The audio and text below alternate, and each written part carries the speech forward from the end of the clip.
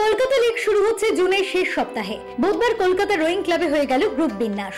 Group এ তে রয়েছে east Bengal আর মোহনবাগান, অর্থাৎ গ্রুপ পর্বেই হচ্ছে ডার্বি। মোহামেডান গ্রুপ বি তে রয়েছে, অংশ নেবে 26টি দল। দুটি গ্রুপের প্রতিটিতে রয়েছে 13টি করে দল।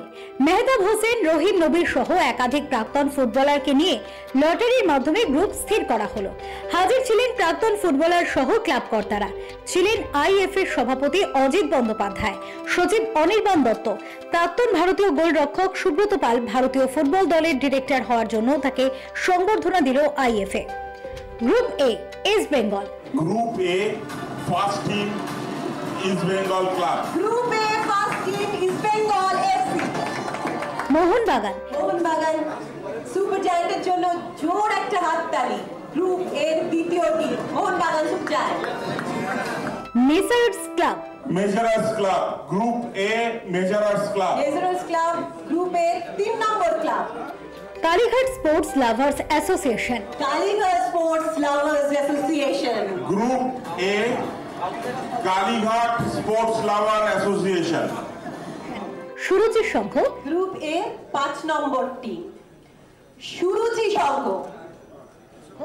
BSA Sporting Railway FC. Group এর 6 number team Railway FC. George Telegraph, Calcutta Customs, Kalighat MS, Mamuni Patchakra, Army Red, Police AC. Group B Mohammedan Sporting Club. Mohammedan Sporting Club. Wow. Group B Mohammedan Sporting Club. Diamond Harbour FC, Sreebhumi FC. Group B Calcutta Police. Calcutta Police Club. ও মনাদার পুরনো Club. Wari AC. Wari Athletic club.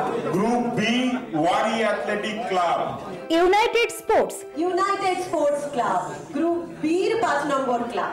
Bhawanipore Sporting, Rainbow Club, Aryan Club, Khidirpur FC, United Kolkata Sports Club, Southern Samity, Peerless. ডিভিশনের গ্রুপ বিন্যাস হলো এবং lottery হলো। লটারির মাধ্যমে গ্রুপ বিন্যাস হলো।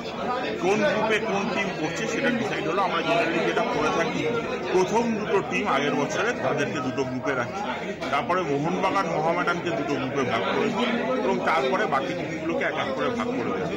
প্লেয়ারদের হাত দিয়ে লটারি করে সব টিমগুলোকে এইভাবে গ্রুপে ভাগ করে দেওয়া হলো। গ্রুপ বিন্যাস হয়ে গেল এবং সিকোয়েন্সও অলরেডি রেডি। আমরা প্রত্যেকটা ক্লাবের সিকোয়েন্স এখানে হাতে হাতে দিয়ে দিচ্ছি, প্লাস ইমেলেও সিকোয়েন্স চলে যাচ্ছে প্রত্যেকটা ক্লাবের কাছে।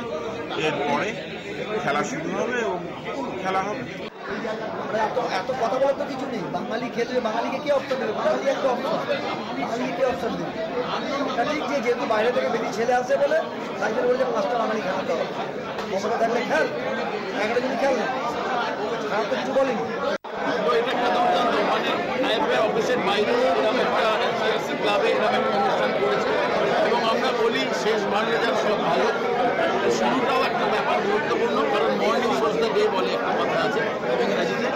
তো আমি আশা করব সর্বদা সুন্দরভাবে কলকাতা লিগটা এই বছরের শেষ হবে। ফেরো রিপোর্ট, চ্যানেল 10।